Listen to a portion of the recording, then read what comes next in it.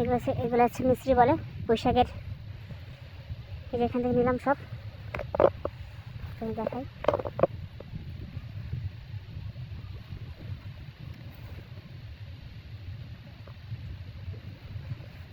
সব তুলে ফেলছে আর নাই।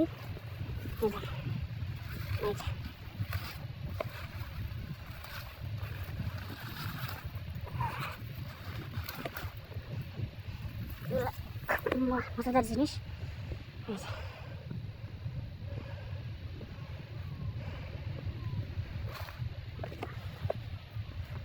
এগুলো সব নিলাম, দিয়ে দেখ বড় বড় আরও নেবো। এই যে বস্তা নিয়ে আসছি, যে কলা নেব।